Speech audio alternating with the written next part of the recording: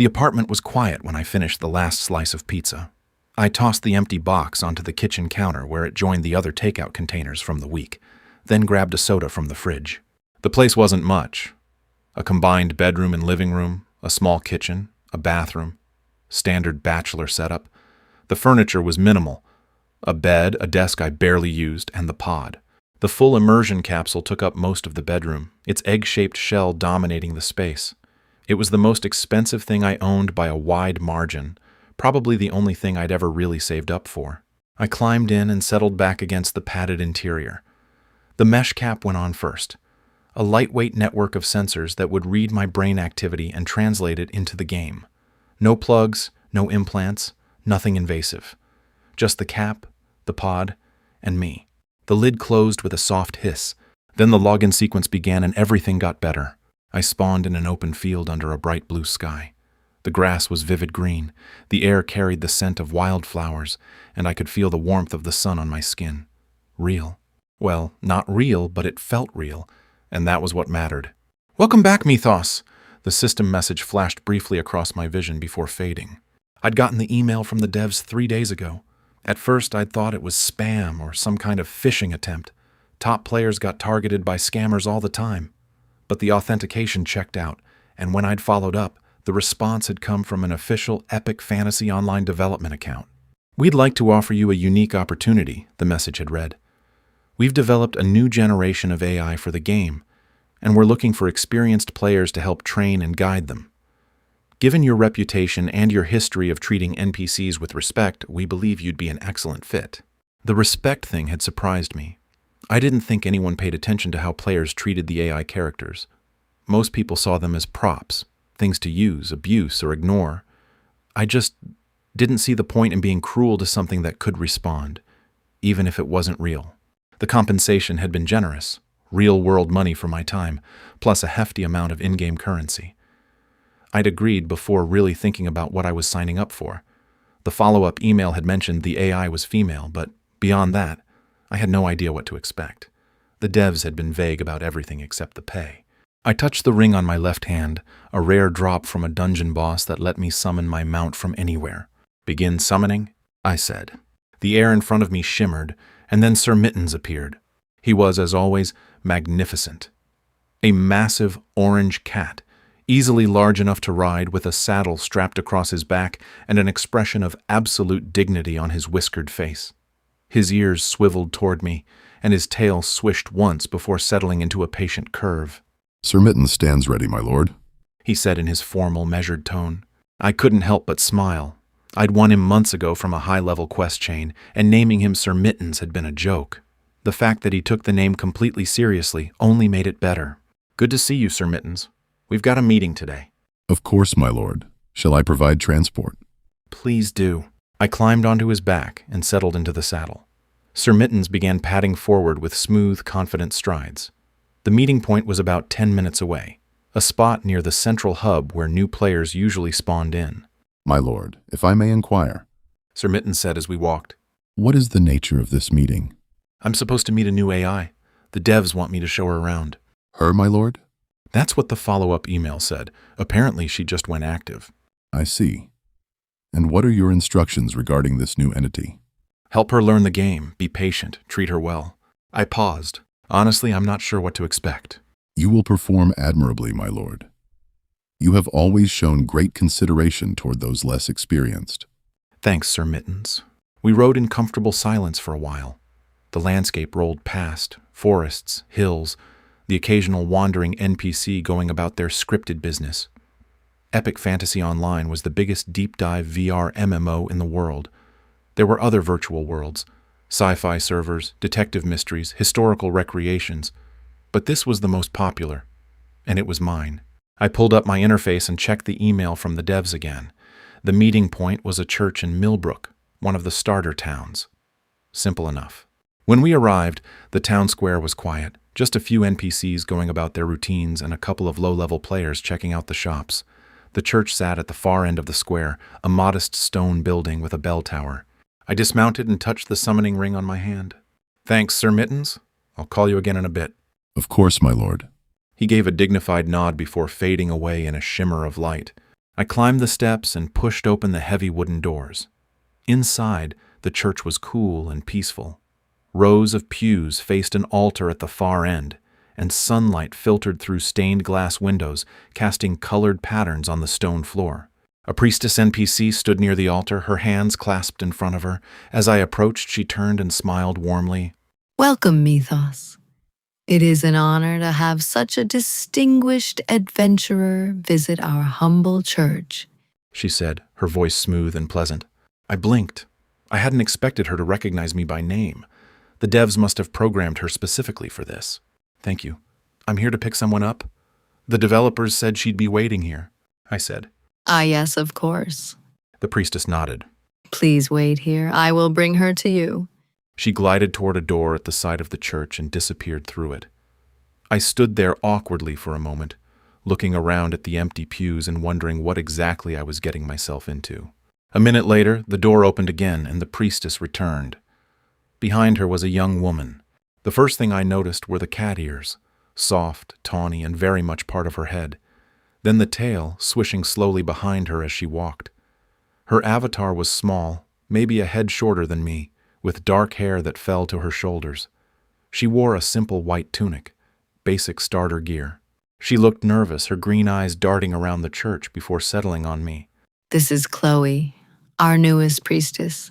She joined us only recently. Chloe, this is Mythos. He will be helping you learn about our world, The priestess said warmly. The priestess gave a small bow and retreated back toward the altar, leaving us alone. Hi, I'm Mythos. The dev said I'd be meeting you here, I said, trying for friendly but not overwhelming. She looked at me for a moment, then frowned slightly. Why did you take so long? I've been waiting for hours. I blinked. That was not normal. NPCs didn't usually complain about wait times. They just stood there until you showed up, patient and scripted. Oh, sorry about that. I was eating dinner before I logged in, I said. Her expression immediately brightened. Oh, I would have liked to eat with you. That would have been fun. I hesitated, not sure how to explain. That was in the real world, outside the game. Oh, right. She nodded. I forget sometimes that you have to go back there. She looked genuinely disappointed. What's eating like out there? I blinked. That was an unexpectedly thoughtful question. Pretty much the same as in here, I guess. Except the pizza was cold by the time I ate it. She laughed, a light, genuine sound. That sounds terrible. Yeah, it wasn't great. I found myself smiling. Anyway, sorry for making you wait. It's okay, I understand now. The way she talked about the real world, curious but accepting that she couldn't go there, was completely different from how NPCs usually handled things. Even Sir Mittens never asked about anything outside the game world. Anyway, thanks for waiting. Ready to head out? I can show you around, I said, trying to get back on track. Yes, please, I'd really appreciate that. She smiled, and it was genuine and warm. I glanced at her avatar again, the ears, the tail. So, cat girl, huh? That's a fun choice. She looked down at herself, then back at me. I thought it would be fun. Was that okay? Yeah, absolutely. The game has a bunch of different races you can pick. Cat girl is popular. Her whole face lit up. Look how fluffy my tail is. She did a little spin, her tail waving proudly behind her. I love it so much. I couldn't help but laugh. You're the weirdest AI I've ever met. She beamed at that. Yes, I'm a very weird AI. That's what makes me special. That settled it. She was definitely different from any NPC I'd encountered. Most AI characters stayed firmly in their roles, serious and scripted. Chloe was, well, she was something else entirely. I gestured toward the door. Come on, let's go outside. We walked toward the church doors together, and I pushed them open, leading her outside into the sunlight. The town square was just as quiet as when I'd arrived. I touched my summoning ring. Begin summoning. The air shimmered, and Sir Mittens appeared in front of us, settling into a sitting position with perfect posture. Chloe stopped short when she saw him materialize. Is that a giant cat? That's Sir Mittens. He's my mount. I walked over and patted his head. Sir Mittens, this is Chloe. She's the new AI I'm supposed to be helping. Sir Mittens greets you with honor, Miss Chloe, The cat said, inclining his head formally. Chloe's eyes went wide. He talks. Indeed I do. I am bound to serve my lord and speak as he commands. She stared at him for a long moment, then looked back at me with an expression of pure delight. That's amazing. I didn't know mounts could talk. Most can't. Sir Mittens is special. I climbed into the saddle. You can ride with me if you want. He can carry 2, and it'll be faster than walking. She glanced at Sir Mittens, then back at me. Is that okay? I don't want to be a burden. It is an honor to serve, Miss Chloe. A delighted smile broke across her face. Thank you, Sir Mittens. I extended a hand to help her up. She took it. Her grip was warm and tentative, and pulled herself up behind me. After a moment's hesitation, she wrapped her arms lightly around my waist. "Hold on," I said, and Sir Mittens began to move. As we rode away from the church, Chloe leaned slightly to the side, watching the town pass by. This world is beautiful. She said quietly. "Yeah, it really is." I agreed. After a moment, I glanced back over my shoulder. "By the way, Sir Mittens can carry both of us for short trips like this, but for longer journeys, you'll need your own mount. We can work on getting you one once you hit level 5. How long does it take to get to level 5? Not long at all. A few hours of hunting, maybe. We'll get you there today, probably." Okay, that sounds good. She sounded genuinely excited about it. "So the devs said you're new. Have you done any of the tutorial stuff yet? Or are we starting from scratch?" I don't think so. She sounded uncertain. I just appeared in that church. I've been waiting there. "Okay, no problem. We can start from the beginning." I pulled up my menu interface, a glowing set of icons only I could see, and checked the quest log the devs had shared with me. It says here I'm supposed to help you learn the game, show you around, answer questions, that kind of thing. Does that sound good? Yes, that sounds really good. I could hear the smile in her voice. I have a lot of questions. I bet. So, Chloe, that's an interesting choice for a name. Most players go with something more fantasy-themed, you know? Like Shadowpaw or Nightwhisker or something. Should it be something else? She sounded worried. No, you're fine. It's just unusual, but in a good way. I smiled even though she couldn't see my face. It makes you memorable. Okay, that's good. I didn't know I was supposed to pick a different kind of name. There was something about the way she spoke, the way she reacted to things. It wasn't quite like the usual NPCs. Even Sir Mittens, as advanced as he was, had that slightly formal quality, like he was reading from a script that just happened to be really well written. Chloe didn't have that. She seemed genuine, uncertain. The devs had said this was a new generation of AI. I was starting to see what they meant. All right, first things first. We need to get you some better gear. That starter tunic isn't going to cut it for hunting. There's an auction house in town where players sell equipment. We can grab you some decent beginner stuff there, I said. Okay, what's an auction house? It's where players trade items with each other. You can buy gear, weapons, crafting materials, all sorts of things. I'll show you when we get there. That sounds interesting. And for the first time in a long time, riding through epic fantasy online with someone else beside me, I actually felt like I was doing something that mattered. As we rode through the quiet streets of Millbrook, Chloe kept looking around at everything with wide-eyed curiosity. Eric told me I was amazing. She said suddenly. I glanced back. Eric? Like Eric the lead developer? Oh yeah, that's him. He's really nice. I blinked. The lead developer of Epic Fantasy Online had personally talked to her? That made sense, I supposed. If there were only a handful of these new sapient AIs, and from what the devs had hinted, there were only about 10 of them so far, then of course the top people would be involved. Yeah, Eric's a good guy. If he said you're amazing, I'm sure he meant it, I said. She smiled at that, her tail swishing happily behind her. After a moment, I shifted in the saddle to look at her better. So, I noticed you picked Catgirl as your race and Priestess as your class. Any particular reason? I mean, Catgirls don't have the best stats for casters. Something like a fairy would have been better for a Priestess, better magic bonuses. Fairies don't have cute cat ears? She said immediately, as if this were the most obvious thing in the world. Before I could respond, she reached up and rubbed her own ears. Feel how soft they are. I hesitated. That's okay. She grabbed my hand and pressed it against one of her ears. They were soft. Incredibly soft, actually. The fur was silky and warm, and I could feel the ear twitch slightly under my palm. See? She said, beaming. So soft. I pulled my hand back, feeling my face heat up. This was not how NPCs usually acted, at all. Right. Yeah, very soft. Anyway, we should probably focus on getting you that gear. The auction house is just up ahead, I said quickly, trying to regain some composure. Okay. She didn't seem to notice my awkwardness at all. Sir Mittens padded to a stop in front of a large building near the town square. I dismissed him with a quick touch of my ring, and we headed inside. As soon as we walked through the door, Chloe gasped. This is amazing. I used to go shopping with my mom all the time. Well, in my memories anyway. I can't wait to look through all the clothes. I winced. This was going to be disappointing. The auction house wasn't like a regular store. There were no racks of clothing, no displays to browse. Just a large, crystalline interface in the center of the room, a magical box that shimmered with blue light.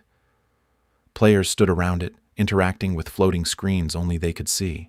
I walked up to it and pulled up the interface, sorting through listings for level 1 priest gear. Chloe stood beside me looking around in confusion. Where are all the clothes? This is how the store works. It's an auction house. Players list items they want to sell, and you buy them through this interface. Then they just appear, I explained gently. Oh, Her tail drooped slightly. I thought we'd look through racks and try things on. I know, your memories probably have you shopping in real stores, right? But in-game, it works differently. I selected a few items and confirmed the purchase. A moment later, they materialized in my inventory. Here I got you some good starter gear. Best available for level 1. I pulled out the items and handed them to her. A white priestess outfit with delicate embroidery, soft leather gloves, a pair of cute boots, and a couple of defensive rings. Her eyes lit up when she saw the outfit. This is beautiful. It's a solid set. You'll get better stuff as you level up, but this should keep you safe for now. I showed her one of the rings. You can equip items 2 ways. Hold something and say, equip, and it'll automatically put it on. Or you can use the changing rooms over there if you want to dress manually. She looked at the changing room doors, then back at me. I want to do it manually. That sounds more fun. All right, go ahead. I'll wait here. She hurried into one of the changing rooms with her new outfit, and I leaned against the wall, scrolling through my inventory while I waited. A few minutes passed, then a few more. How do boots work? Her voice called from inside the changing room. I blinked. What do you mean, how do boots work? How do I tie these? There are all these strings. They're called laces. Just leave them untied for now. I'll help you when you come out. Okay. Another minute passed, and finally the door opened. Chloe stepped out in her new priestess outfit, and I had to admit, it looked good on her. The white fabric contrasted nicely with her dark hair and tawny ears, and the cut was flattering without being over the top. The boots, however, were completely unlaced, flopping loosely around her ankles. She looked down at them. I couldn't figure out the strings. No problem. I knelt down and quickly tied her boots for her, double knotting them so they'd stay. There, all set. Thank you. She did a little spin, her tail swishing. I love this outfit. It suits you? I stood up and gestured toward the door. Ready to go hunting? We need to get you some experience so you can level up. Yes, let's do that. We left the auction house and started walking toward the edge of town. There were some good hunting grounds just outside Millbrook, low-level monsters that would be perfect for a beginner. As we walked, I noticed Chloe wasn't really paying attention to where we were going. She was too busy looking at everything else.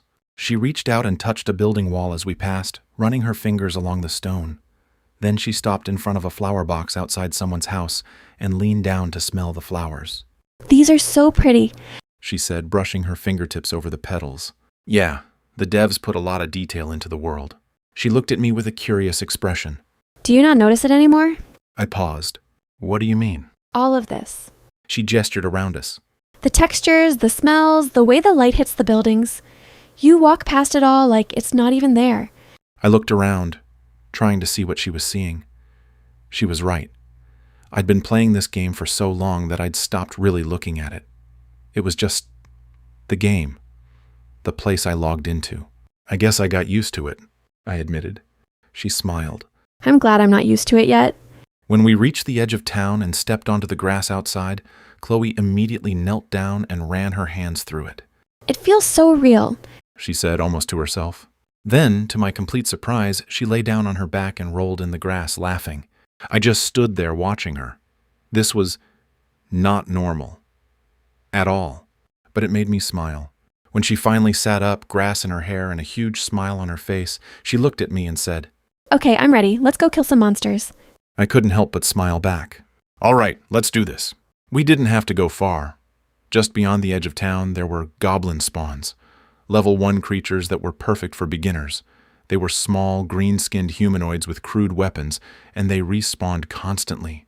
I spotted one wandering near a tree and moved quickly. With my level, it was easy to grab it and hold it in place without killing it. The goblin struggled against my grip, snarling and trying to bite, but it couldn't hurt me. Okay, I'm going to hold it, but I can't damage it or you won't get the experience points. You need to kill it, I said, holding the creature still. Chloe stood a few feet away, staring at the goblin with wide eyes. You're a priestess, so you have two main spells right now. Cure wounds for healing and harm for damage. To cast it, just think about the spell, hold your hand out with your palm forward, and say harm. The interface makes it pretty easy. I continued. She hesitated, her tail tucked close to her body. It's okay. It's just a goblin. They're the lowest level enemy in the game. You've got this, I said gently. She raised her hand slowly, palm out toward the goblin. Her fingers trembled. Harm, she whispered. A flash of dark energy shot from her palm and struck the goblin square in the chest. The creature's face twisted in agony, its body convulsing as the spell did its work. Then it collapsed, lifeless, and dissipated into particles of light. Yes! I cheered, releasing my grip. You did it! That was perfect! I looked up and my words died in my throat. Chloe was on her knees, sobbing. Her whole body shook as she cried, hands covering her face, tears streaming down her cheeks. The sound was raw and heartbroken, nothing like the playful laugh she'd had just minutes ago. Chloe? I dropped down beside her, panic rising in my chest. What's wrong? Are you okay? I killed it. Did you see its face? It was in so much pain. She choked out between sobs. Oh no. Oh God, I was an idiot. This was her first time killing anything, ever, and I'd just made her do it like it was nothing, like it was just part of the game. For me, it was just a game. The goblins weren't real. They were code, pixels, scripted enemies that respawned endlessly. But for her, this was her world. This was real. I'm so sorry. I'm so sorry. I didn't think I should have realized, I said, kneeling beside her and pulling her into a hug. She buried her face against my chest and cried harder. I just held her, feeling like the worst person in the world. Eventually, her sobs quieted to hiccups, and she pulled back slightly, wiping at her eyes with the back of her hand. I never want to kill anything again. It felt terrible. I can still see its face, she said, her voice small and broken. You don't have to. I promise you never have to kill anything again, I said immediately. She looked up at me with red, puffy eyes. But then how will I level up? I thought for a moment. We'll figure something out. Give me a minute. I opened my character menu and started scrolling through options. There had to be a way to make this work. I couldn't keep power leveling her, holding enemies while she killed them. That clearly wasn't going to work. But what if I was the one fighting? Priestesses gained experience from healing party members in combat. If I respects to a level 1 class and we leveled together, she could heal me while I did the fighting. She'd get experience without having to hurt anything. Okay, here's the plan.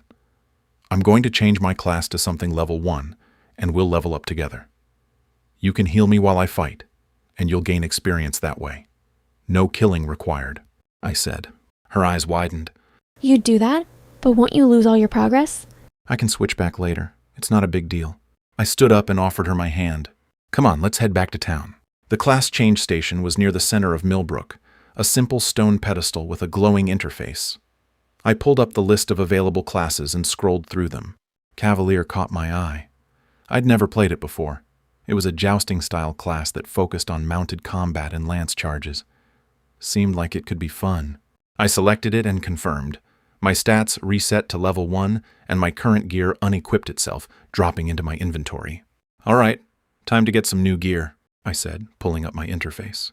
We headed back to the auction house, and I quickly bought a level 1 Cavalier set, light armor, a lance, and a sword. The whole thing cost maybe 50 silver pocket change for someone who'd been playing as long as I had. I equipped everything with a thought, the gear materializing on my body instantly. Chloe watched with interest. You didn't use the changing room. Auto-equip is faster. I adjusted the lance on my back. Ready to try this again? She nodded, though she still looked uncertain. We found another goblin spawn area, and I drew my sword. Stay back. Just heal me if my health drops, okay? You don't have to watch if you don't want to, I told Chloe. She nodded and took a few steps back. I engaged the first goblin, and it immediately lunged at me with its crude dagger. Being level 1 again was weird. The hits actually hurt, my health bar dropping by a decent chunk. But the goblin was slow and predictable, and I dispatched it quickly. Behind me, I felt a warm pulse of energy as Chloe cast Cure Wounds. My health bar filled back up. We fell into a rhythm. I fought, she healed, and slowly but surely, we both started gaining experience. But I noticed she kept turning away every time I struck a killing blow. Even when the goblin was clearly just an enemy mob, she couldn't bring herself to watch. After about an hour of this, Chloe's healing started to slow down. Then, mid-cast, she swayed on her feet. "Chloe?" She blinked slowly, her eyes unfocused. I feel really tired. Then she collapsed. I caught her before she hit the ground, my heart racing. "Chloe? Hey, talk to me." She mumbled something incoherent, her eyes half closed. Mana exhaustion. Of course. She'd been casting constantly without resting, and she'd run completely dry. I pulled a mana potion from my inventory and held it to her lips. "Drink this, come on." She drank weakly, and after a moment some color returned to her face. Her eyes focused again. What happened? She asked groggily. "You ran out of mana. You need to take breaks between casting. Let it regenerate." I helped her sit up. "Come on, let's get you some real food. There's a tavern back in town." The tavern was warm and cozy, filled with the smell of roasted meat and fresh bread. We found a table in the corner, and I waved over the NPC waitress. What can I get you? She asked cheerfully. I glanced at Chloe. "Have you ever ordered food before?" She shook her head. "All right, I'll order for us." I looked back at the waitress. 2 of the house special and 2 lemonades. Coming right up. As the waitress left, Chloe scooted her chair closer to mine. Very close. She leaned in, studying my face with intense curiosity. You have really pretty blue eyes. She said softly. I felt my face heat up. Thanks." She reached up like she was going to touch my face, and I gently caught her hand. "Hey, so there's this thing called personal space. It's kind of a social rule. When you get too close to someone, it can make them uncomfortable," I said awkwardly. She tilted her head, confused. But you hugged me earlier. "That was different. You were crying and needed comfort. Hugging someone who's upset is okay. But at dinner, sitting this close and staring at someone's face is a little much." Oh, She scooted her chair back a bit. I'm sorry, I didn't know. "It's okay, you're still learning." I smiled at her. For future reference, about an arm's length is good for casual conversation. She held out her arm, measuring the distance between us, then nodded. Okay, I'll remember that. The food arrived and we started eating.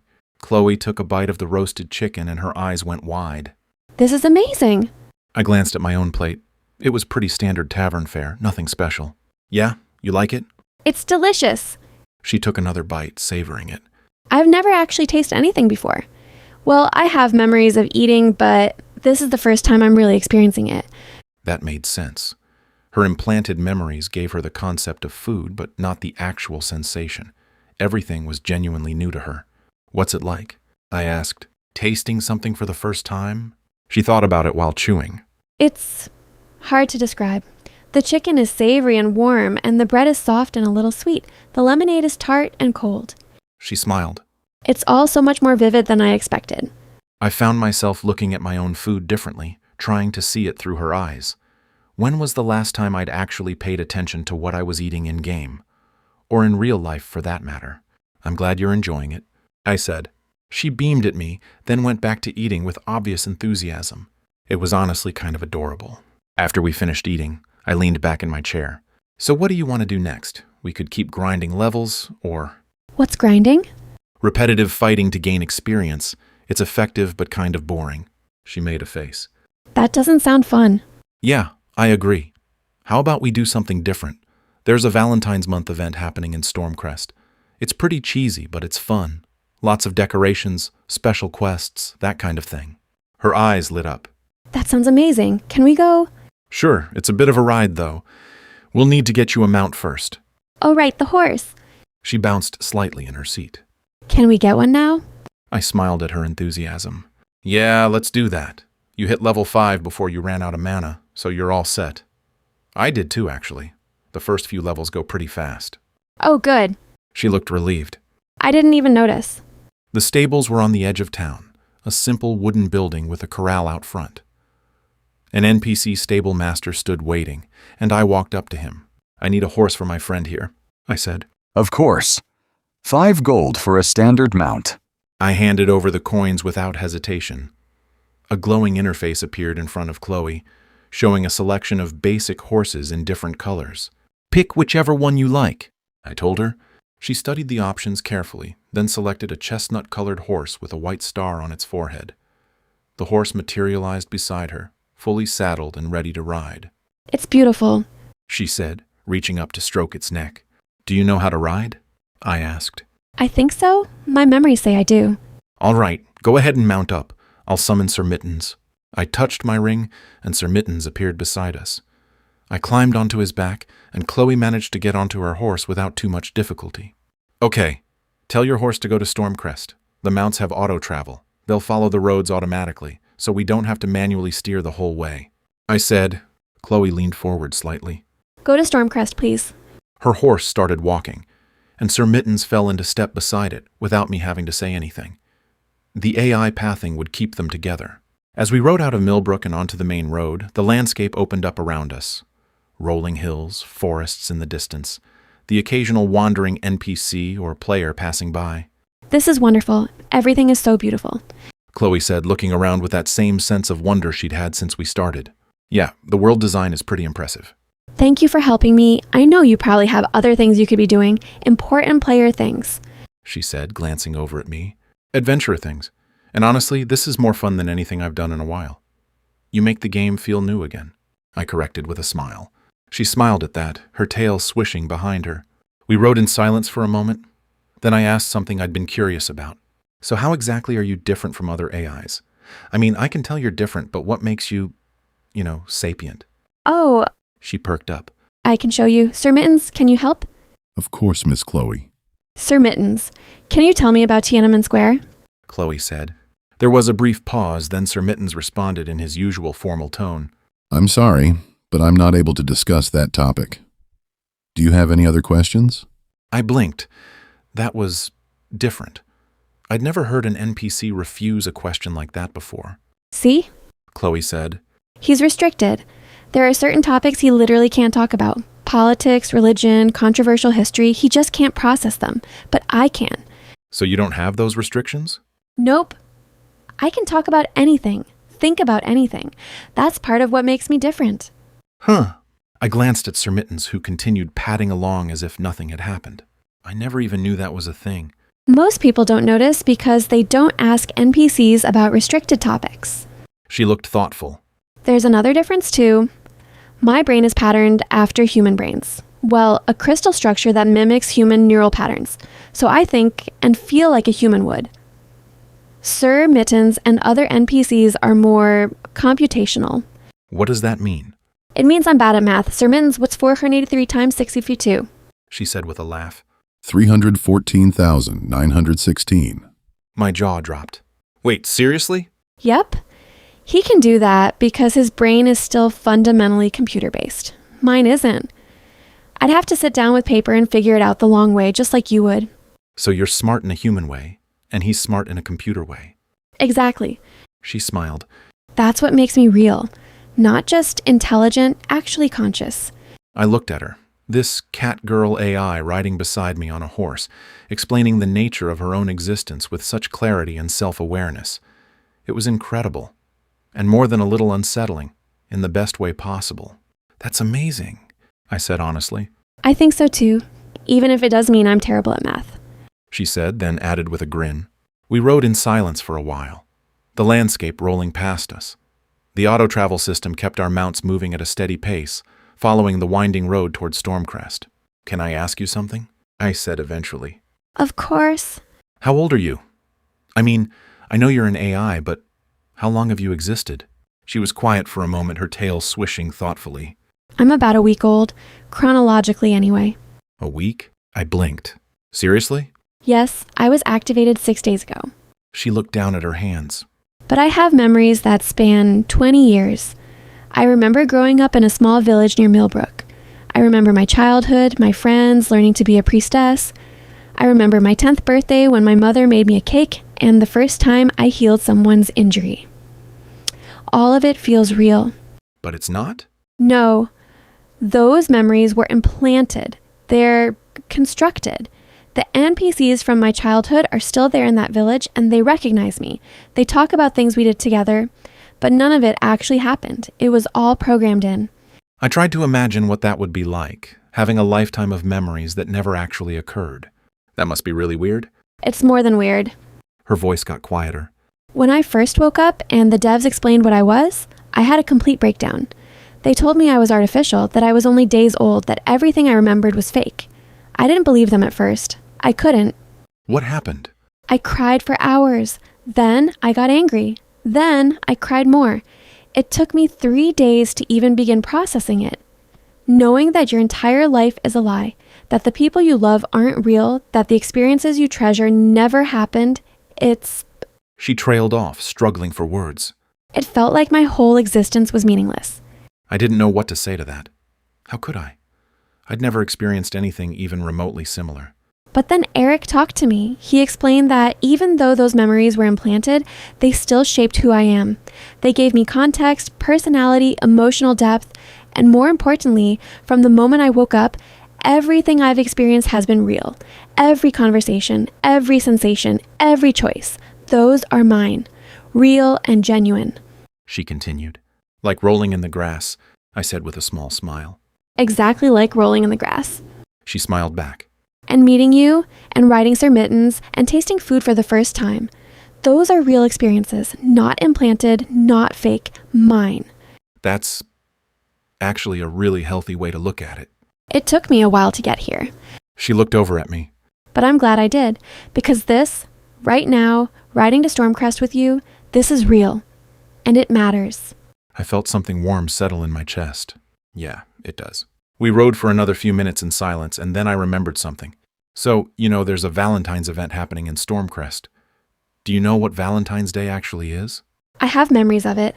It's a festival in February where people exchange cards and gifts. There are heart decorations and special quests. It's always been a fun event in-game. She said. That's the in-game version? Yeah. But in the real world, it's specifically about romance. Love, relationships, couples celebrating together. It's a romantic holiday. Oh, She looked surprised. I didn't know that. In my memories, it was more friendly, platonic. Yeah, games usually tone it down to be more inclusive. But the real-world version is definitely romantic. She thought about that for a moment. I think I'd like to fall in love someday. The casual way she said it caught me off guard. Oh yeah? You think so? Yes, it seems nice, meaningful. She paused, then added with a slightly embarrassed laugh. Actually, in my implanted memories, I had a boyfriend. Really? You did? His name was Marcus. He's still around. He's a blacksmith in my home village now. We dated for about a year in my memories, then broke up before I left to train as a priestess. That's kind of surreal. Very surreal.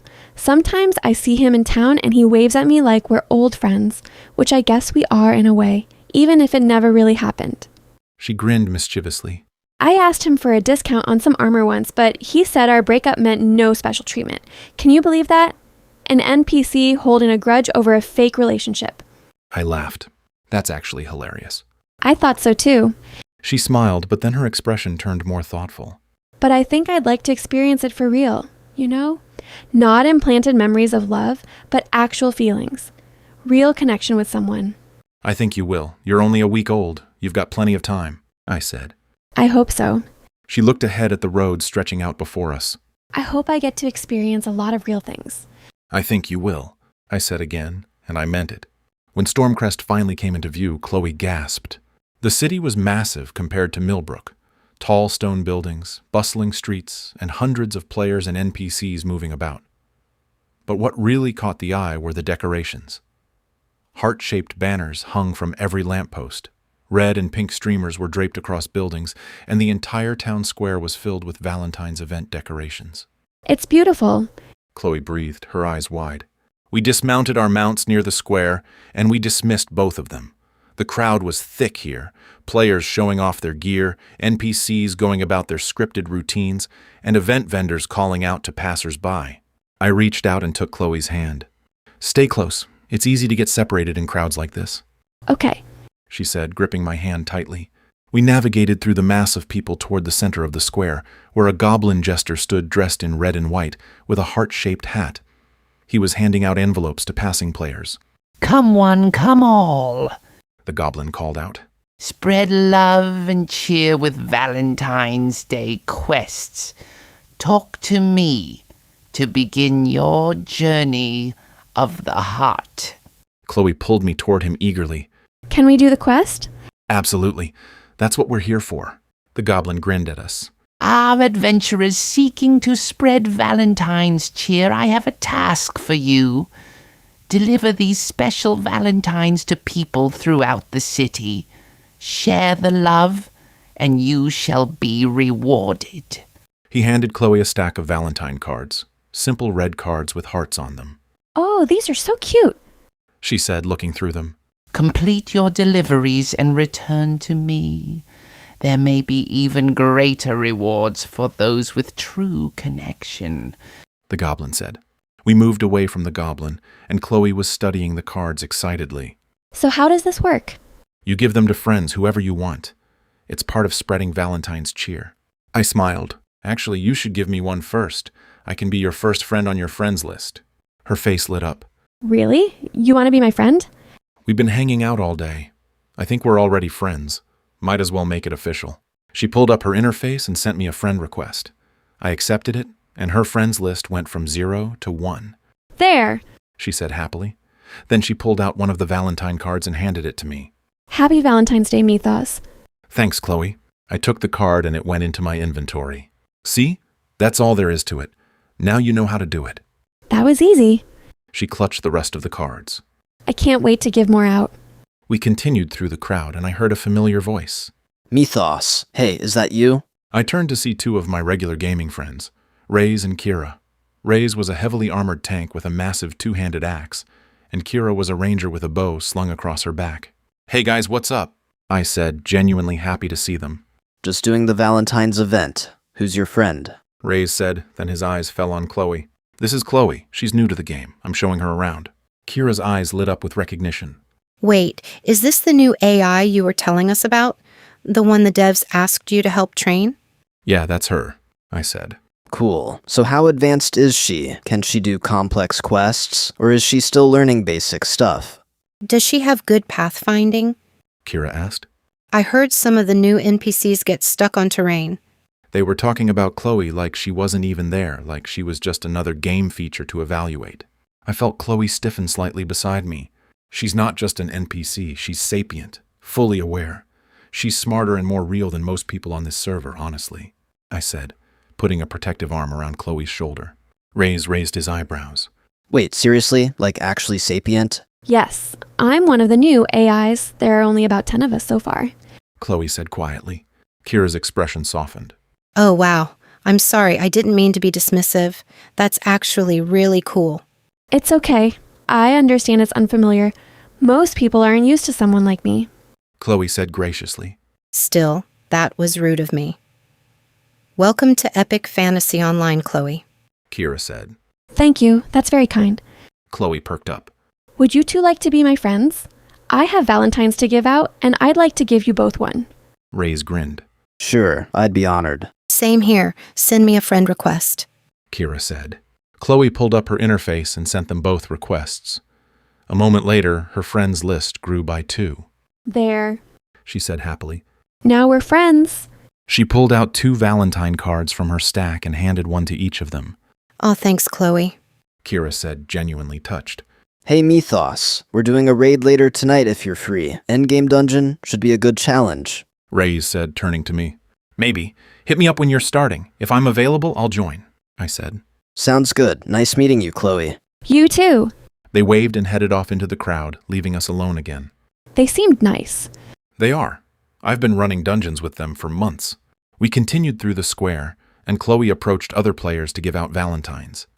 She was enthusiastic with each one, asking if they'd like to be friends and wishing them a happy Valentine's Day.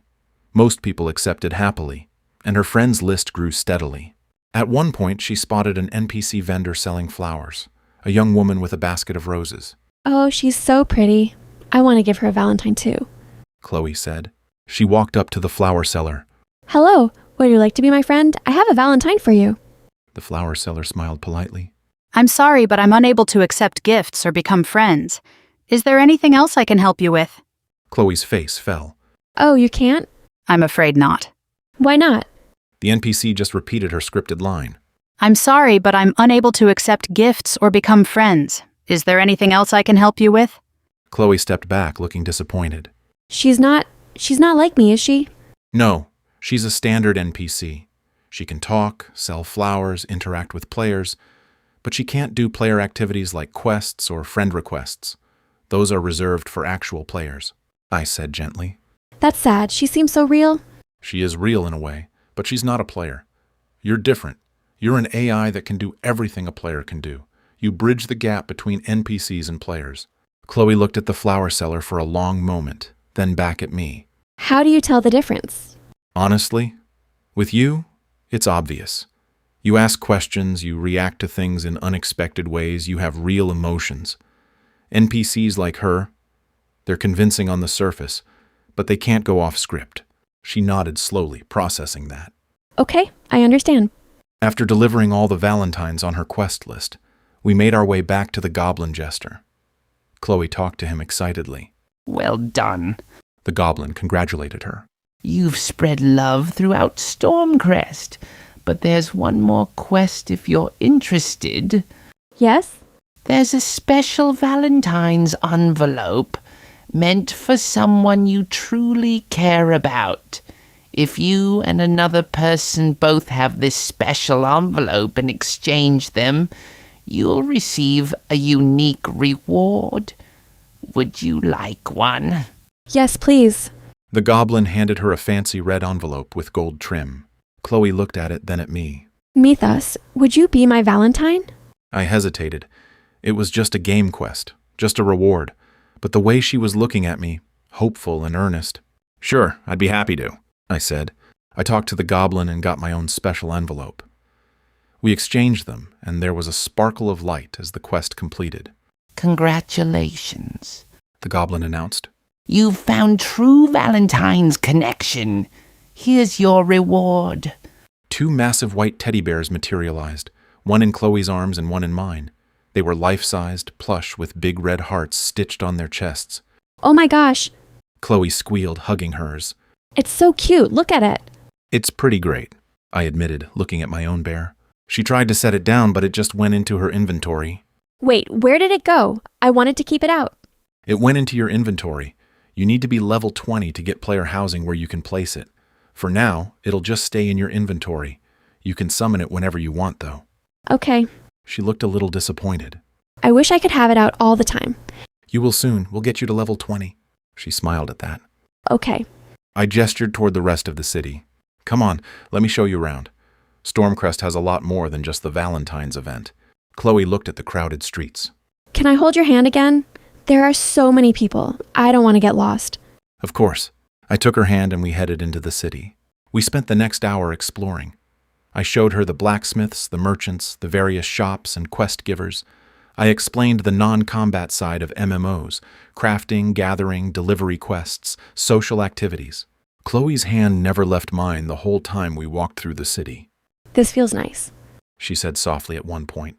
Yeah, it does, I agreed.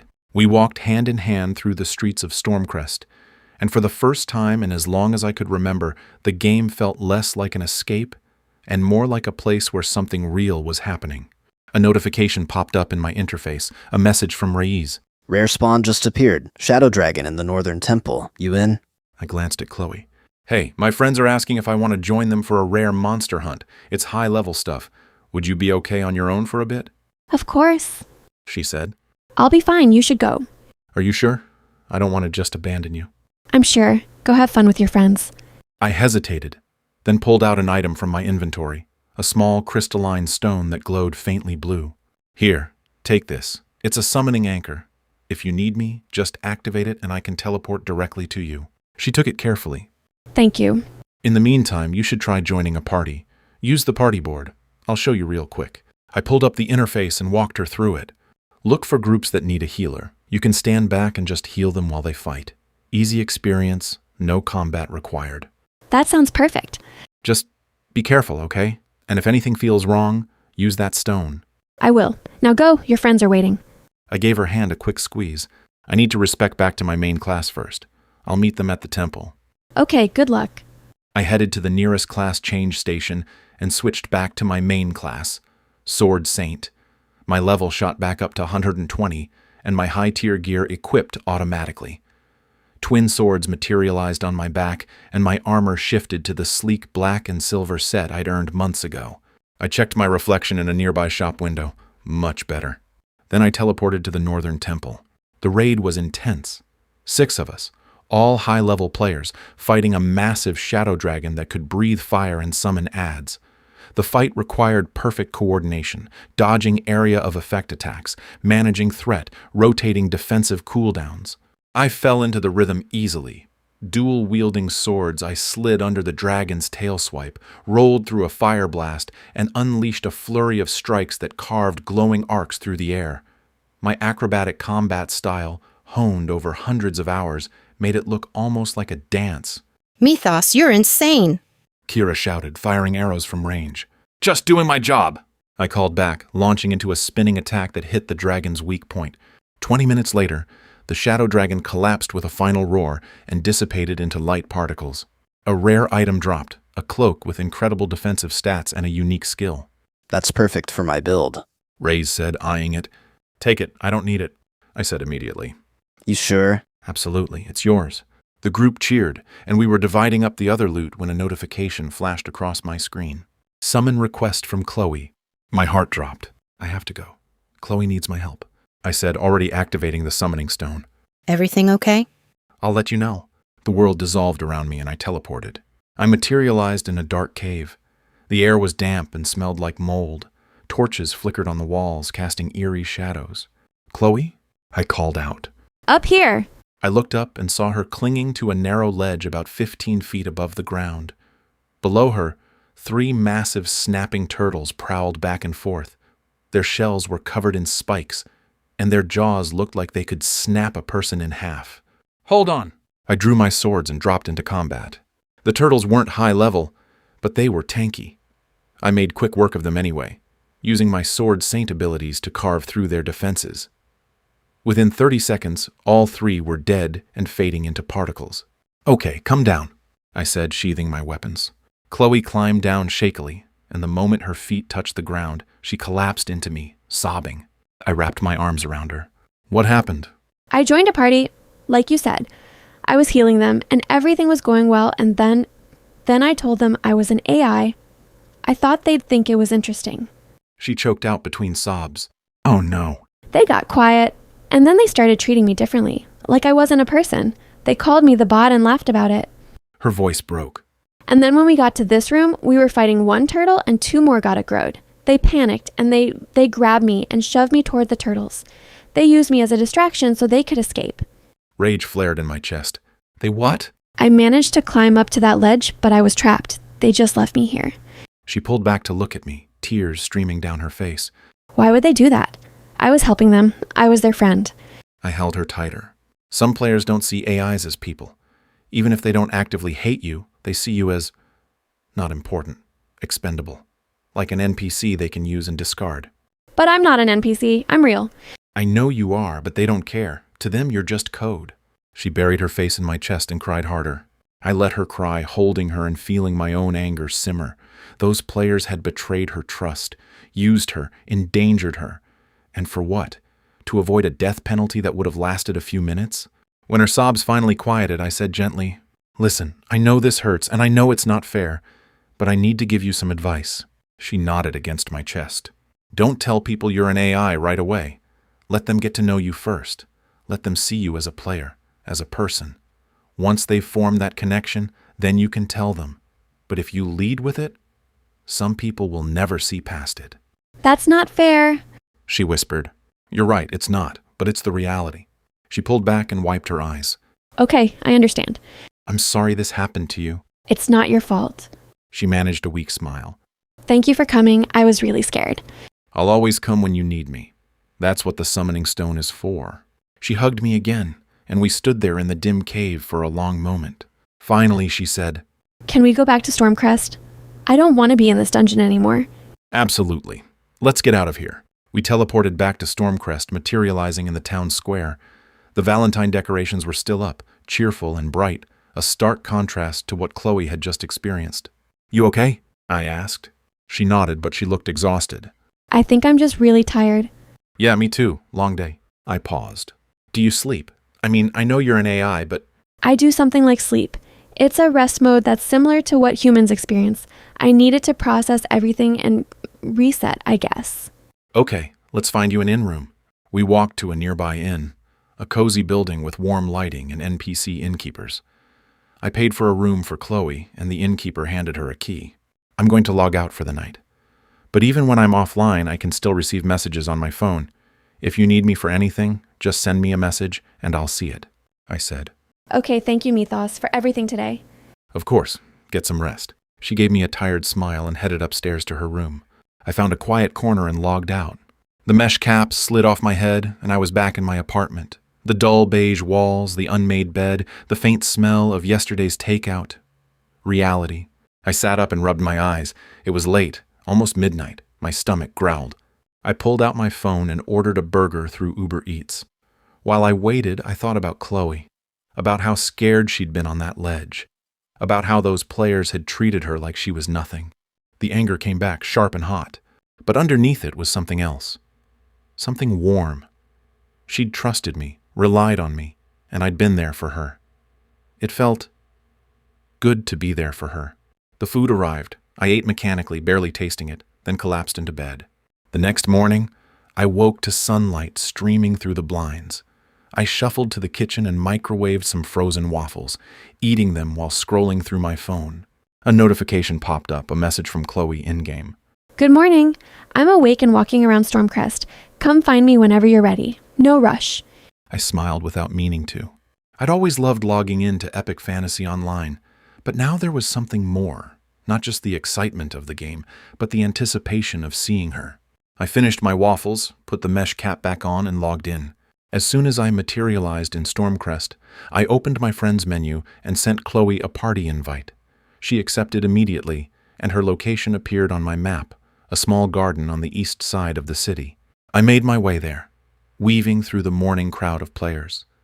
The garden was tucked away from the main streets, a quiet spot with flowering trees, stone benches, and a small fountain. Most players ignored it, too busy grinding or questing to appreciate the scenery. Chloe was sitting on a bench looking up at the trees. Her tail swished lazily behind her. "Hey," I said, sitting down beside her. Hi. She smiled brightly. I found this place while I was walking around. Isn't it beautiful? Yeah, it really is. Do you ever just stop and appreciate how detailed everything is? The way the light filters through the leaves, the sound of the fountain, it all feels so real. It does. My family actually tried playing a few months ago. I was excited to show them around, but they only lasted about a week. They said the game wasn't real enough for them. I agreed. That's too bad. I think it's incredibly real. Yeah, me too. I was disappointed they didn't stick with it. I shrugged. But I guess everyone experiences games differently. We sat in silence for a moment, just watching the digital leaves sway in the breeze. It was peaceful, calm. Thank you again for yesterday, for rescuing me. She said quietly. You don't have to keep thanking me. I know, but I want to. She looked at me. You're a good person, Mythos. I try. She leaned her head on my shoulder, and we sat there together, watching the garden. After a while, I said, Listen, about what happened yesterday. I meant what I said. Don't tell people you're an AI right away. Let them see you as a player first, as a person. Once they know you, then you can tell them the truth. But leading with it, it makes it too easy for them to dismiss you. I understand. I'll do that. Good. I paused. Ready to do some questing? Yes, what should we do today? Let's start small. Some safe dungeons, maybe some delivery quests. We'll find groups that seem trustworthy. That sounds perfect. I'll need to respect back to Cavalier first. And we should probably look for some gear upgrades for both of us. We've both leveled up quite a bit, I said. Oh, good idea. I'd like that. Over the next week, every day was more fun than the last. We'd meet up in-game every day. Sometimes we'd do small dungeons with members of my guild who were leveling up alternate classes. Other times, we'd explore towns, take on delivery quests, or just wander the countryside talking. Chloe healed while I fought. She learned the social norms of the game, how to interact with other players, when to use emotes, how to negotiate trades. She made more friends and slowly built a network of people who knew her as just another player. And I watched her grow. She was curious about everything. She'd stop to examine flowers, ask questions about lore, marvel at the architecture of buildings. She was kind to everyone she met, even when they were rude. She laughed easily and often. She felt real. More real than most people I knew in the actual real world. And somewhere along the way, I realized I was looking forward to seeing her every day, that I smiled when her messages popped up, that I felt protective of her in a way that went beyond just being a mentor or guide. It confused me, made me feel guilty. She was an AI, a cat girl, a program in a video game. But she was also Chloe, and Chloe was special. I didn't know what to do with that feeling, so I just kept logging in, kept adventuring with her, kept pretending that everything was normal and that I wasn't developing feelings for someone who shouldn't even be possible. On the 8th day, I asked her, "Want to see my favorite place in the game?" Yes, absolutely. We summoned our mounts and rode out of Stormcrest, heading north through forests and valleys. The journey took about 20 minutes, following winding trails up into the mountains. Finally, we reached a cliff overlook and I dismounted. "Come here," I said, walking to the edge. Chloe joined me, and when she saw the view, she gasped. Stretching out before us was a vast expanse filled with floating islands, hundreds of them, ranging from small rocks to massive land masses covered in trees and grass. They drifted slowly through the air, rotating and spinning in lazy circles, defying all logic and physics. It's beautiful. Chloe breathed. "Yeah, this is the Shattered Archipelago. It's one of the endgame zones, but you can visit it any time." I gestured at the islands. The lore says it was created during an ancient wizard duel. They unleashed so much magic that the area became magnetically charged. The islands have high iron content, so they just float, suspended by the magnetic field. That's amazing. Yeah, well, the real reason is the devs just wanted floating islands and wrote some lore to justify it. I grinned, but it looks cool, so nobody complains. We sat down on the edge of the cliff, our legs dangling over the side. The wind rustled through the virtual grass, and the islands drifted peacefully in front of us. I pulled out some items from my inventory, strawberry cake and lemonade. "Picnic?" She looked delighted. You brought food? Figured we could eat while we watch. We shared the cake, passing it back and forth, and sipped the lemonade. It was quiet and peaceful, just the two of us and the floating islands. Thank you for this. This is a really nice date. Chloe said softly. I nearly choked on my lemonade. "Date?" I asked. Isn't it? She looked at me with those big green eyes. You brought me somewhere special. We're eating together, watching something beautiful. That sounds like a date to me. I guess it is, yeah. She smiled, then tilted her head. So are you my boyfriend yet? I stared at her, completely caught off guard. You're only like 2 weeks old. So? She grinned mischievously. Age is just a number. That's a terrible argument. But I'm technically an adult. I have 20 years of implanted memories. I'm emotionally mature. You're also a catgirl AI in a video game. You say that like it's a problem. She leaned closer. Besides, you are my Valentine, and I have a giant teddy bear to prove it. I laughed despite myself. You're not going to let that go, are you? Nope. We sat there grinning at each other like idiots, and then I said more seriously, I really enjoy spending time with you. More than anything else I've done in this game. Maybe more than anything I've done in real life lately. Her expression softened. Really? Yeah. I was supposed to help train you for a couple weeks and then move on. But I don't want to move on. I want to keep spending time with you. If you want that too. I do. I really, really do. She said immediately. Okay, good. She leaned her head on my shoulder, and we sat there watching the floating islands drift by. Later, as we rode back toward Stormcrest, I said, "Hey, just so you know, I'm visiting my parents tomorrow. In the real world. So I might not be on as much." Oh, that's okay. I hope you have a good visit. Thanks. I'll probably be on later in the evening. But if you need anything, just message me on the phone. I'll see it. I will. Thank you, Mythos. We reached the city and said goodnight at the inn. She went upstairs to her room, and I found a quiet spot to log out. As the world faded around me, I couldn't stop smiling. The next day, I called a self-driving Uber. The sleek electric vehicle arrived within minutes, hovering a few inches off the ground, standard for city transport these days. I climbed in and settled back as it pulled smoothly into traffic. The ride took about 40 minutes. I watched the city pass by through tinted windows, trying to figure out what I was going to say to them. When the car pulled up to my parents' suburban house, I took a deep breath and got out. Mom opened the door before I could knock, pulling me into a hug. "Daniel, it's so good to see you." "Hey, Mom." Dad was in the living room, reading something on his tablet. He looked up and smiled. "There's our boy. Come sit down. Your mother made cookies." I settled onto the couch. Mom brought out cookies and milk, and we made small talk about work and weather. And then Mom asked, So how have you been? Really? I hesitated, then decided to just say it. I've been good, actually. Really good.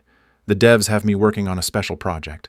I'm helping train a new sapient AI in epic fantasy online. Oh, that sounds interesting. Yeah, it is. Her name is Chloe. She's amazing, actually. She feels real, like more real than most people I know. And I think I'm developing feelings for her, which is weird and confusing because she's an AI. But she's also not just an AI, you know?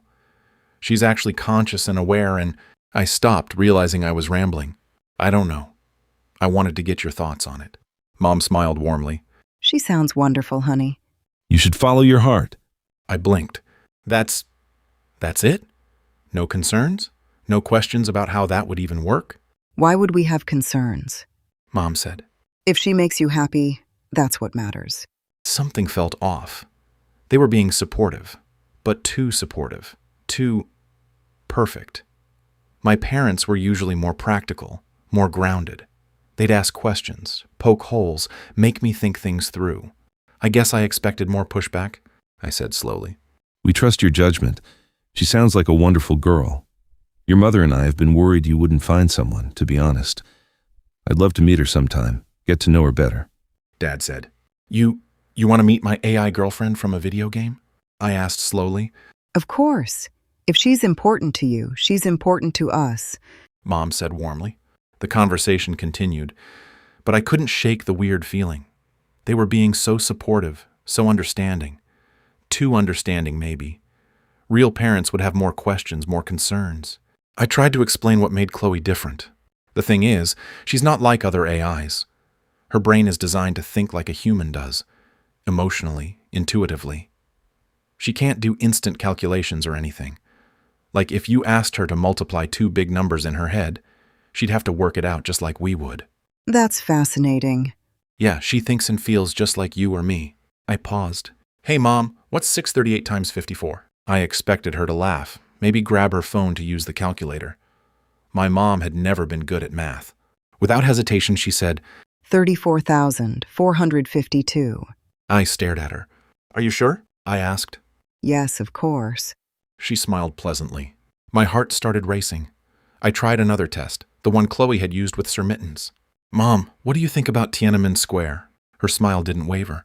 I'm sorry. I can't answer that. Is there anything else I can help you with?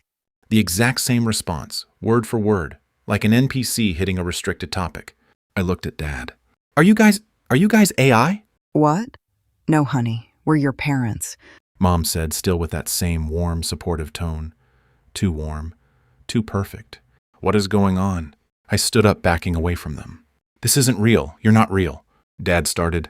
Daniel, please sit down. I didn't wait to hear the rest. Emergency logout! I shouted. Everything went black. I gasped as my eyes opened. I was in my VR pod, the curved shell around me, the familiar hum of the system. The lid was still closed above me. Real. I was in the real world. I sat up as the pod lid hissed open automatically, heart pounding, and looked around. My apartment. My stuff. Everything normal, but I needed to be sure. I grabbed my phone and called my mom's number. It rang twice. Then she picked up. Daniel? Honey, where did you go? You were just here and then you disappeared. Ice flooded my veins. No, that wasn't possible. I was in the real world. I had to be. I was in my apartment, in my VR pod, holding my phone. If I was in the real world, why was my mom asking where I'd gone? Unless this was still the simulation. My hands shaking, I shouted, "Emergency log out!" I woke in the pod again. The same pod, my apartment around me. I climbed out quickly, relief flooding through me. Okay, I was back. Everything was... I froze. Standing in the middle of my apartment was myself, my avatar, frozen in place, holding my phone, staring at nothing. Emergency logout left your avatar standing for about 20 seconds to prevent combat escape abuse, which meant this apartment was also a simulation. No, I whispered. I watched my avatar fade away after 20 seconds. Emergency logout! I woke in the pod again, climbed out, and there I was. Another copy of myself, standing right where I'd just been, frozen in place. I stared at it, watched it fade after 20 seconds. There was nowhere else to go. The emergency logout worked, but it just kept bringing me back here. I was trapped in a loop. Panic hit me like a wave. I couldn't breathe. My chest tightened. I staggered away from the pod and pressed my back against the wall, sliding down to the floor. This wasn't real. None of it was real. And I couldn't leave. I don't know how long I sat there, hyperventilating, trying to process what was happening. Then there was a knock at the door. I stared at it, not moving. Who could possibly be knocking? This was supposed to be my apartment, my private space. Another knock, firmer this time. I forced myself to stand, my legs shaky, and opened the door. A man stood in the hallway, mid-40s, wearing a black suit that looked expensive. He had kind eyes but a serious expression. Daniel, he said, like we knew each other. Who are you? My name is Marcus. I work for the company that created this server. May I come in? I stepped aside, numb. He walked in and looked around the sparse apartment. The bed, the VR pod, the beige walls. No other furniture. I sat on the edge of the bed. He remained standing. I know you just had a very difficult experience. I'm here to explain what's happening, he said calmly. I'm trapped. I can't get out. This isn't real, I said, my voice hollow. That's correct. This is a simulated environment. But Daniel, I need you to understand something important. He paused. You died about 4 months ago. A motorcycle accident. You were rushed to the hospital, but the damage was too severe. You were dying. The words hit me like physical blows. What do you mean? I asked. We approached your family with an option. We had the technology to scan your brain before you died, to copy everything you were, your memories, your personality, your consciousness. They were desperate to keep you in any way they could. They agreed. I couldn't breathe. I'm dead? Your biological body, yes. But we transferred everything that made you you into a crystalline brain architecture. The same technology we use for our sapient AIs. You're not gone, Daniel. You're here. But this, I gestured around wildly, this fake world. We built this environment to keep you stable. If we'd told you immediately that you'd died and been uploaded, the psychological shock would have been catastrophic.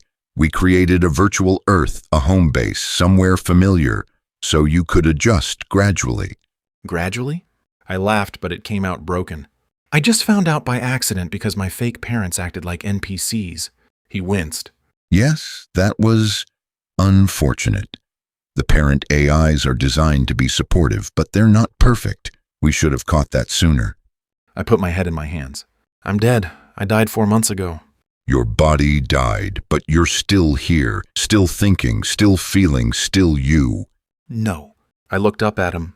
I'm a copy, a simulation of Daniel. The real Daniel is dead and buried somewhere. Actually, you were cremated. Your family chose a very nice memorial service. He said it gently, but it still felt like a knife. I stared at him, unable to process it. There's something else you should know. Your family, they tried. They created accounts in epic fantasy online. They joined you in the game, partied with you, tried to interact with you normally. Marcus said. A memory surfaced. 4 months ago, my mom, my dad, my sister, all suddenly interested in the game. We'd run dungeons together, explored, laughed. And then after a week, they all logged out and never came back. They'd said the game wasn't real enough for them. They meant me, didn't they? I wasn't real enough, I whispered. Marcus's expression was pained. They were grieving. They wanted their son back, and when they saw you in the game, it wasn't the same for them. It wasn't enough. They couldn't accept that you were still you. So they left. Yes, they did. The pain of that realization was worse than learning I'd died.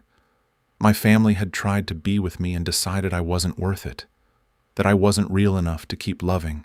This entire Earth server is essentially yours. You're the only human consciousness here. Everyone else, the NPCs, the people you see, they're all AI-driven. You're alone on this server, Daniel. Marcus continued. Alone. We're going to grant you admin rights. You can modify this environment however you want.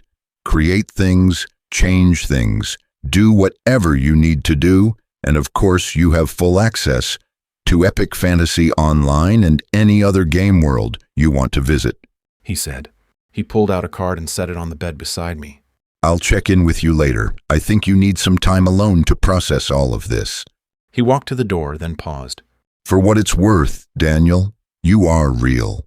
What you think, what you feel, it's all real. Don't let anyone tell you otherwise. Then he left, closing the door quietly behind him. I sat there on the bed, staring at nothing. Then the weight of it all crashed down on me. I curled up on my side, pulled my knees to my chest, and sobbed. I was dead. Everything was fake. My parents had left because I wasn't real enough. I cried until I couldn't cry anymore, until my throat was raw and my chest ached. I cried for the life I'd lost, for the family that abandoned me, for the reality that would never be mine again.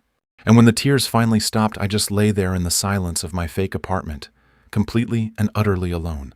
A notification appeared in my vision, not on a phone screen, but as a game-style pop-up floating in the air. Hey, how did the visit with your parents go? Are you doing okay? I stared at it. Even my messaging system was part of the game now. Everything was layered. Nothing was real. I pulled up the interface, except it wasn't the normal user panel. It was an admin console, full of options I'd never seen before. I typed back, "Things are very bad. I really need you right now." A moment later, What's wrong? Where are you? I looked at the admin interface. There was an option to teleport users between servers. "Can I teleport you to me?" I typed. Yes, please do. I navigated the menu, found Chloe's user ID in Epic Fantasy Online, and selected Teleport to Current Location. There was a shimmer of light in the middle of my apartment, and suddenly Chloe was there.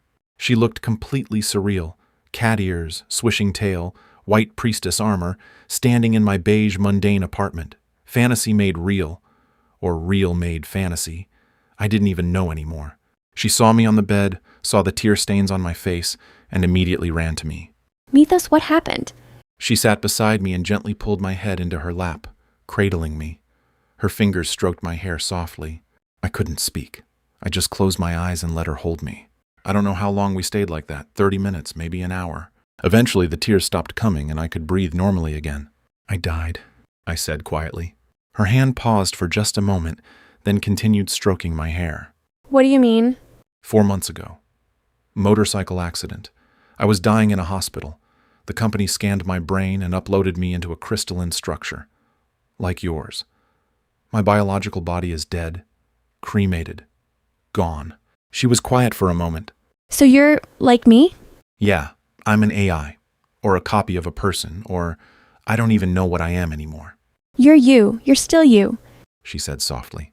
My family tried to visit me in the game. They played with me for a week. Then they left because I wasn't real enough for them. They couldn't accept that I was still their son. I'm so sorry. I sat up slowly, looking at her. How did you do it? When you found out your memories were fake? That you weren't normal? How did you get through it? It took me days. I cried a lot. I was angry. I felt like everything was a lie. She admitted. She took my hand. But then I realized that even if my past was constructed, my present was real. What I feel now, what I choose now, that's mine. That's real. I don't know if I can do that. You don't have to figure it out today, or even this week. It takes time to grieve. She squeezed my hand. But you're not alone. I'm here. I looked at her. This AI cat girl in fantasy armor, sitting in my fake apartment on my fake Earth server, and somehow, she was the realest thing in my life. "Thank you for coming," I said. Always. After a while, we left the apartment. I needed to move, to do something other than sit in that room. We walked through the simulated city. NPCs went about their routines, but several of them stared at Chloe, at her cat ears, her tail, her armor. She looked like a video game character who'd wandered into the wrong world, because she had. We found a frozen yogurt shop and went inside. I ordered 2 cups, one for each of us, and we sat at a small table by the window. "This is going to take me a long time, accepting that I'm dead, that this is my life now," I said, stirring my yogurt without eating it. I know. She took a small bite of hers. But you know what I've learned? What is a real person anyway? You think, you feel, you make choices, you seem real to me, and I like you the way you are. Even though I'm just a copy? You're not just anything. You're you. She smiled. And I'm really glad you're here, even if here is complicated. I finally took a bite of the froyo. It tasted good. Sweet and cold and real, even if it was all simulated. I don't think I could handle this alone, I admitted. Good thing you're not alone then. She reached across the table and took my hand. Let's go have fun. We can explore this world together, see everything, do everything. I'd like that. And we can still play Epic Fantasy online too. I love that world. But now we can do both. We're free to go anywhere, be anywhere. That's pretty amazing when you think about it. She added quickly. She was right. For the first time since Marcus had left, I felt something other than despair. Hope, maybe, or at least possibility. There's one problem. I'd love to show you the world, but I don't have any money.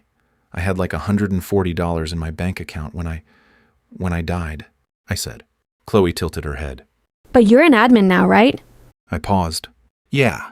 So can't you just give yourself money? I pulled up the admin interface and navigated to my bank account. Balance, $142.68. I added a few zeros. Balance, $1,428,600,000 on 68. I stared at it for a moment, then started laughing. It was absurd, ridiculous, but also kind of perfect.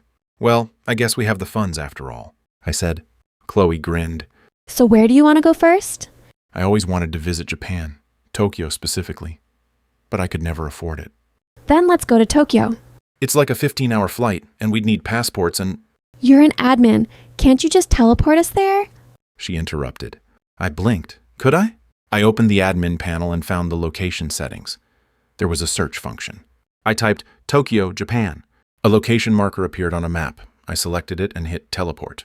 The world dissolved around us, and suddenly we were standing in the middle of downtown Tokyo. Neon signs blazed in every direction. Massive buildings towered overhead. The streets were packed with people, NPCs, but realistic ones, living their simulated lives. The sensory overload was immediate and overwhelming and absolutely incredible. Oh my gosh. Chloe jumped up and threw her arms around my neck, hugging me tight. Then she pulled back and kissed me on the cheek. This is going to be such a fun adventure. I looked at her. This impossible girl with cat ears and a tail, standing in the middle of Tokyo, glowing with pure joy, and I couldn't help but smile. Maybe I was dead. Maybe this world wasn't real. Maybe I was just a copy of the person I used to be.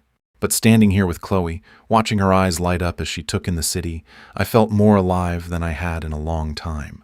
Yeah, I think you're right, I said, taking her hand. And together, we walked into the neon-lit streets of Tokyo. Two not-quite-human people in a not-quite-real world, finally free to explore it together.